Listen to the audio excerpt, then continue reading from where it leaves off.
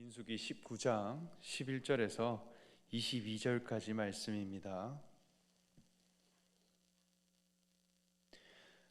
다 찾으신 줄로 알고 저와 여러분 함께 교독하시겠습니다. 사람의 시체를 만진 자는 이래 동안 부정하리니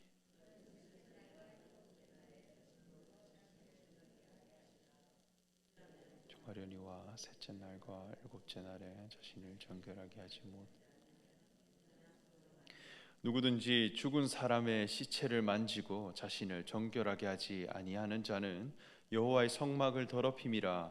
그가 이스라엘에서 끊어질 것은 정결하게 하는 물을 그에게 뿌리지 아니하므로 깨끗하게 되지 못하고 그 부정함이 그대로 있음이라.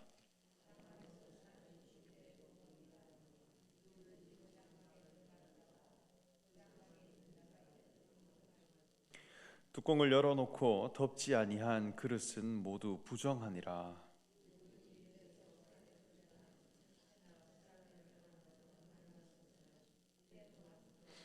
그 부정한 자를 위하여 죄를 깨끗하게 하려고 불살은 재를 가져다가 흐르는 물과 함께 그릇에 담고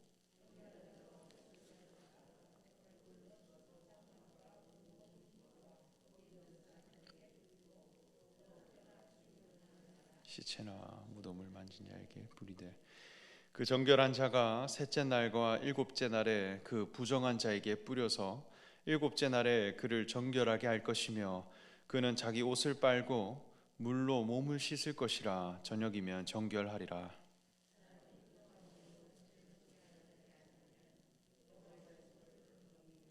그러므로 회중 가운데서 끊어질 것이라. 그는 정결하게 하는 물로 뿌림을 받지 아니하였은즉 부정하리. 이는 그들의 영구한 율례니라. 정결하게 하는 물을 뿌린 자는 자기의 옷을 빨 것이며 정결하게 하는 물을 만지는 자는 저녁까지 부정할 것이며. 함께 읽겠습니다. 부정한 자가 만지는 것은 무엇이든지 부정할 것이며 그것을 만지는 자도 저녁까지 부정하리라. 아멘. 사랑하는 일산 충신교회 성도 여러분, 오늘도 기도의 자리로 나오셔서 하나님의 뜻을 구하기 위해 모이신 여러분들에게 하나님의 축복이 가득하시기를 간절히 소망합니다. 민수기 19장의 말씀을 읽었습니다. 오늘 읽은 본문은 이스라엘 백성들 중에 부정하게 되는 자와 또 어떤 과정을 통해 하나님 앞에 회복될 수 있는지 그 회복의 절차에 대해 말씀하고 있습니다. 하나님이 보시기에 부정한 사람이 있는데 그가 어떤 사람이냐 할 때 바로 사람의 시체를 만진 사람이라 말씀합니다. 죽은 사람을 만지거나 무덤에 접촉한 사람은 이스라엘 백성들과 격리된 상태로 지내야 하며 하나님의 성막을 더럽힌 자로 취급을 받게 됩니다. 더 나아가 여기에서 정결해지지 못한다면 이스라엘 백성들 중 끊어지게 될 정도로 이 문제는 심각하게 다루고 있습니다. 그런데 시체를 대간다는 것, 그것은 고대 사회에서 아주 흔한 일이었습니다. 어쩌면 이 죽음이라는 개념조차도 우리 주변에 늘 함께 일어나고 있고 내 자신조차도 언젠가는 죽는 인생입니다. 죽음과 그렇게 멀리 떨어진 인생이 아니라는 것입니다. 또 부모님의 임종을 지켜보는 자녀의 입장이라 한다면 부모를 장례하는 것조차 죄가 되는 것인데 하나님은 왜 죽은 자에 대한 접촉을 이스라엘 백성들 중 끊어지게 여길 만큼 이렇게 중요하게 여기시는 것일까요? 그리고 이 시체를 접촉한 사람은 하나님의 거룩한 유월절이라는 절기조차도 지킬 수 없게 율법으로 제정하셨습니다. 그러니까 죽은 자와 접촉하게 되면 어떤 장소를 향해 갈 수 없고 어떤 거룩한 시간조차도 지킬 수 없는 그런 통제받는 사람이 된다는 것입니다. 여기에는 시체를 만지면 시체에서 옮게 되는 병균 때문이라 여기며 시체가 썩거나 그리고 시체 안에 있는 병균으로부터 전염되는 것을 막기 위해 이스라엘에서 격리를 하는 것이라 그렇게 보는 사람들도 있습니다. 그러나 성경은 위생학적인 방역을 권장하기 위해 기록된 말씀이 아닙니다. 때로는 하나님은 없던 전염병을 내려서 백성들을 심판하시기도 하시는 그러한 분이십니다. 죽은 자를 어떻게 대해갈 것인가? 이 율법 속에는 하나님은 어떠하신 분인가라는 하나님의 정체성과 우리에게 알려주시고자 하는 영적인 교훈이 있습니다. 하나님은 죽은 자의 하나님이 아닌 산자의 하나님이라 하셨습니다.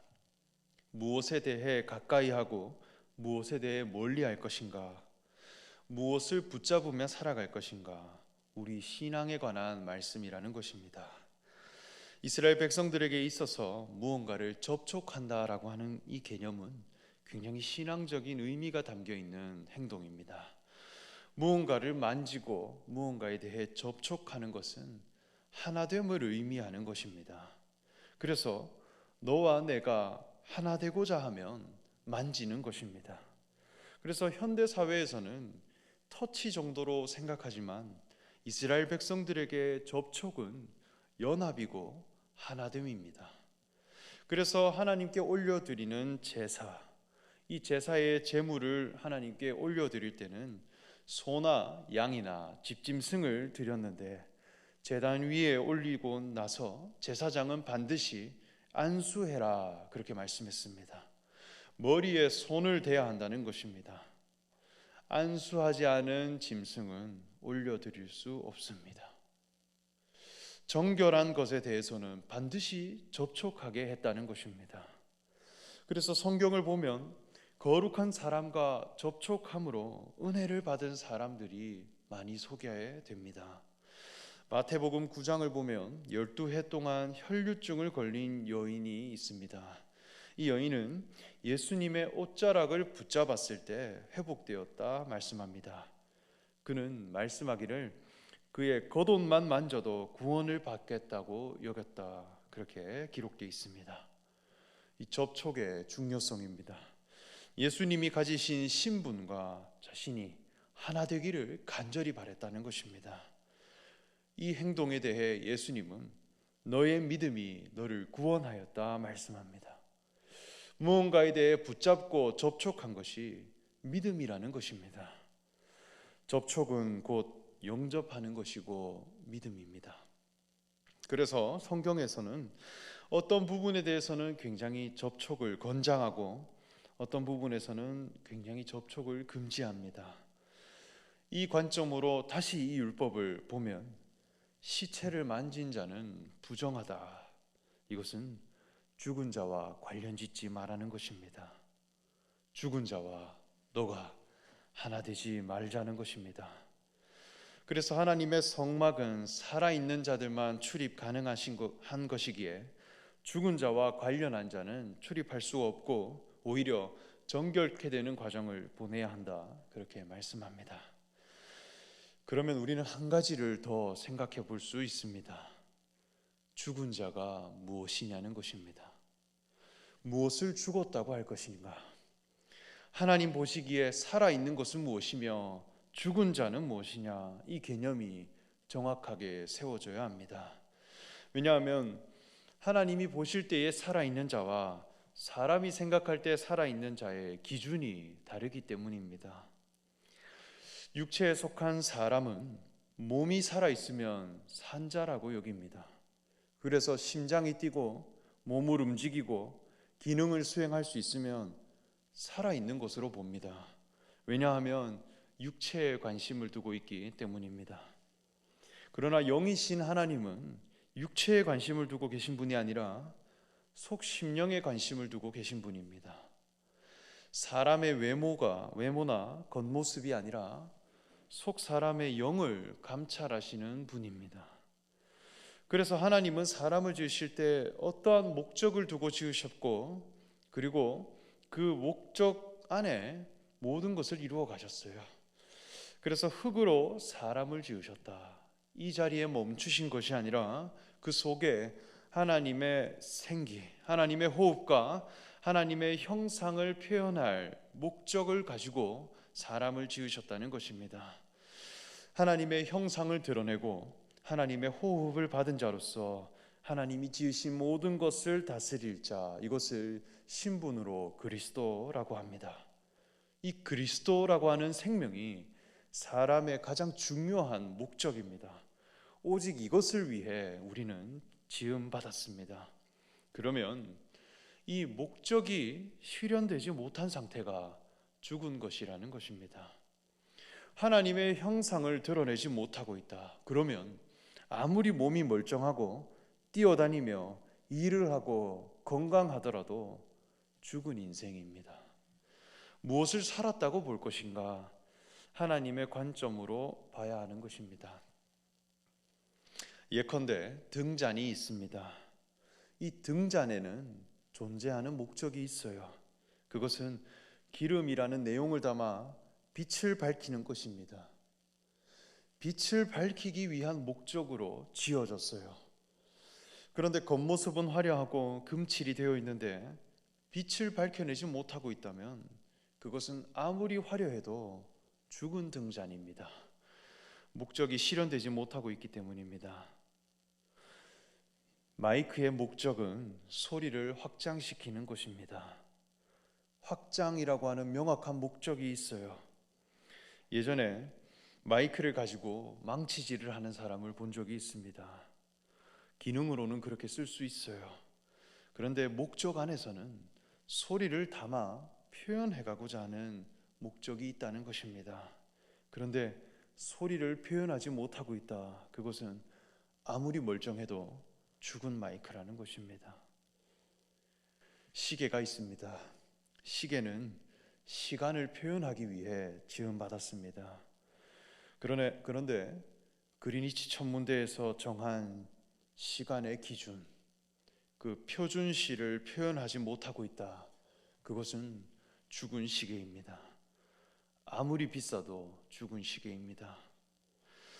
반면 겉형식은 다 훼손되었습니다. 다 훼손되었고 더럽혀졌는데 목적이 실현되고 있다. 그것은 살아있는 것입니다. 등잔의 겉모습은 다 부서졌는데 빛이 드러나고 있다. 살아있는 등잔입니다. 시간을 표현하는 시계, 소리를 확장시키고 있는 마이크, 다 살아있는 것입니다. 하나님이 보실 때의 사람도 마찬가지입니다. 우리는 철저한 피조물입니다. 내가 스스로 나를 지은 것이 아니라 나를 지으신 분이 있어요. 그러면 살고 죽음의 기준도 나를 지으신 분에게 있다는 것입니다. 하나님은 사람을 흙으로 지으셨고 그 코에 생기를 불어넣으셨다 했습니다. 하나님의 형상대로 지었어요. 하나님의 형상이라 함은 하나님의 성품이고 하나님의 마음입니다. 마치 보이지 않는 프로그램이 이것을 표현하고자 할 때 텔레비전을 통해 표현하는 것과 같습니다. 소프트웨어가 보이지 않아요. 그렇기에 그 소프트웨어를 온전히 표현하고자 하는 모니터가 필요한 것입니다. 하나님은 영이시기에 보이지 않는 그 하나님의 마음과 하나님의 성품을 표현할 수 있는 온전한 모니터가 필요하다는 것입니다. 그래서 사람을 흙으로 지으셨다 했어요. 하나님은 사랑이시라 말씀합니다. 우리는 하나님의 사랑을 위해 지음받았습니다. 우리가 가진 이 몸도 굉장히 연약하고 그리고 흙으로 지음받았기에 때론 너무나 연약합니다. 그런데 이 연약한 몸이 사랑을 표현하기에 너무나 적합하다는 것이죠. 그러므로 우리는 하나님의 형상을 표현하는 자가 될 때 살아있는 사람이라 할 수 있을 것입니다. 하나님의 아들 되신 예수 그리스도, 예수님은 우리에게 영원한 생명을 주시기 위해 오셨어요. 생명을 주시기 위해 오셨다는 것입니다.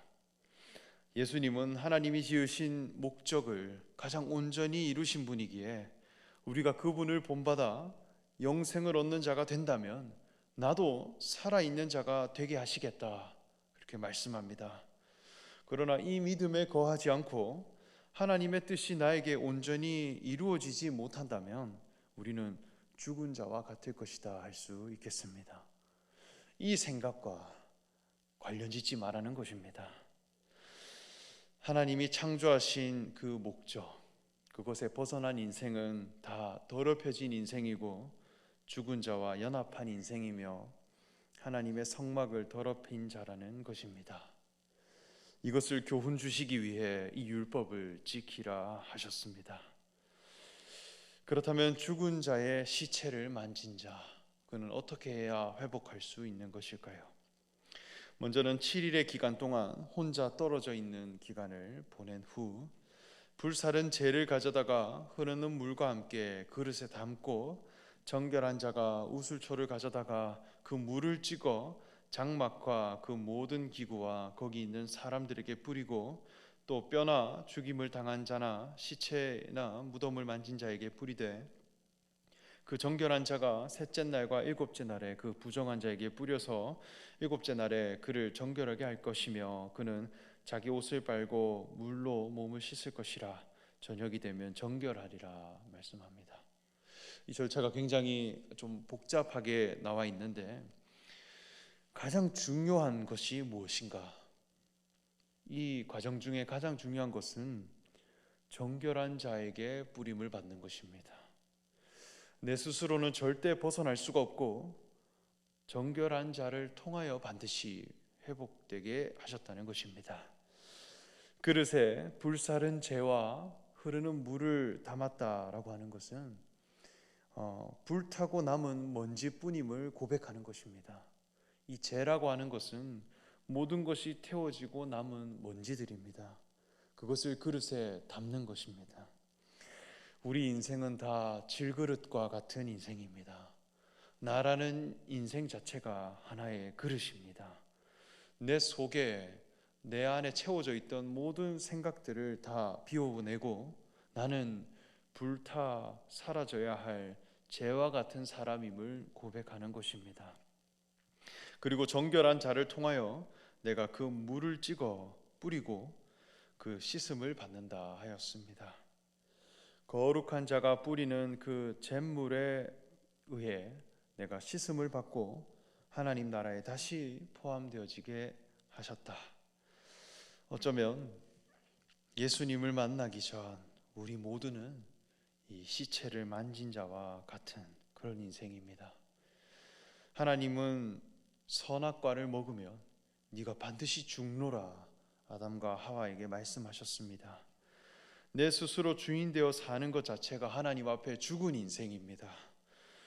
그러나 죄가 없고 흠이 없으며 하나님의 목적을 온전히 이루신 예수님이 우리 곁에 오셔서 그 예수님의 보혈과 말씀을 뿌림 받음으로 내가 새 사람으로 정결케 되었고 그리고 하나님의 목적에 회복된 사람으로 우리를 다시 부르셨다.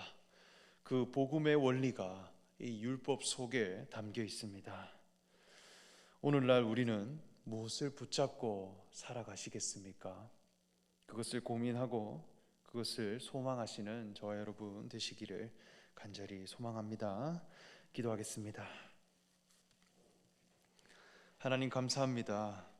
죄에 빠져 사망 가운데 있던 우리를 건져내시고 하나님의 아들 되신 예수 그리스도 한 분을 보내주심으로 우리가 그리스도의 생명으로 다시 살게 하심에 참으로 감사드립니다. 죄에 대해서는 죽은 자요 하나님 영에 대해서는 다시 산 자로서 오직 예수님만을 우리가 관련 지으며 살아가는 그런 지혜로운 성도들 되게 하여 주시옵소서. 감사드리며 예수님의 이름으로 기도합니다.